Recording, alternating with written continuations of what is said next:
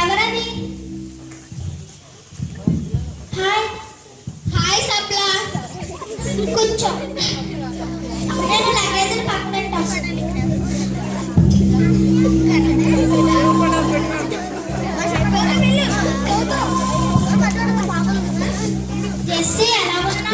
నేను బానే ఉన్నాను. నేను బానే ఉన్నాను. ఇంట్లో అందరూ బాగున్నారా? ఇంట్లో అందరూ క్షేమమే. ప్రయాణం ఎలా జరిగింది? దేవుడి దయ అంతా బానే జరిగింది. నేను వాటర్ తెచ్చుకొని వస్తాను. అలాగే.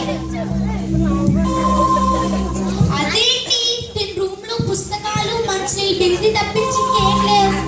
అదేంటి నేనేమి కొనలే అనుకుంటా. జెస్సీ, నువ్వు ఎందుకు నా రూమ్ అంత విచిత్రంగా చూస్తున్నా? అదేంటి నీ రూమ్ లో పుస్తకాలు మంచినీళ్ళు బిందె తప్పించి ఇంకేమీ పెట్టుకోలేదు, వస్తువులు లేవేంటి? నేను ఒక ప్రశ్న అడుగుతాను, చెప్తావా? అదేంటో అడుగు, చెప్తాను. నువ్వు 2 లగేజీలతో వచ్చావు కదా? అవును. దాంతో పాటు ఒక కుర్చీ, స్టూలు, సామాన్లు అంటూ తెచ్చుకొని రావచ్చుగా. అది నాకెలా కుదురుతుంది? నేను ఒక యాత్రికురాలిగా మాత్రమే వచ్చాను. నా దేశం అమెరికా. అమెరికాలో నా సొంత ఊర్లో, నా సొంత ఇంట్లో నా సొంత వస్తువులన్నీ ఉంటాయి. నా దేశం కూడా ఇది కాదు. నా దేశం పరలోకం. నా ఇల్లు పరలోకంలో ఉంది.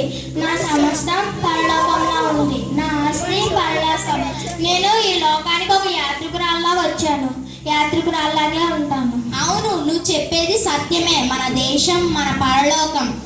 నిజమైన క్రైస్తవుడు అంటే యాత్రికుడు అన్నమాట. ఈసారి నేను కూడా యాత్రికురాలుగా ఉండడానికి ఖచ్చితంగా ప్రయత్నిస్తాను.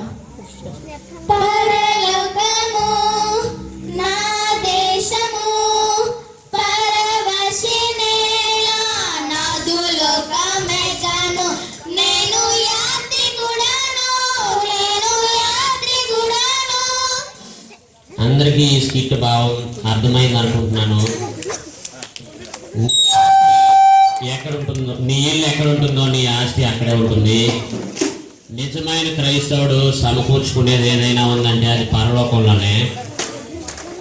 ధనధాన్యాలు, మేడమిద్దులు సమకూర్చుకోవడానికి ఇది సమయం కాదు అని బైబిల్ సెలవిస్తూ ఉంది. ఇది యాత్రిక హృదయం కలిగినటువంటి క్రైస్తవులు నేర్చుకోవాల్సినటువంటిది కూడా ఇది. ఇప్పుడు స్పెషల్ సాంగ్ ఎవరైనా పాడాలి అనుకుంటే ఒక పాట పాడాలి.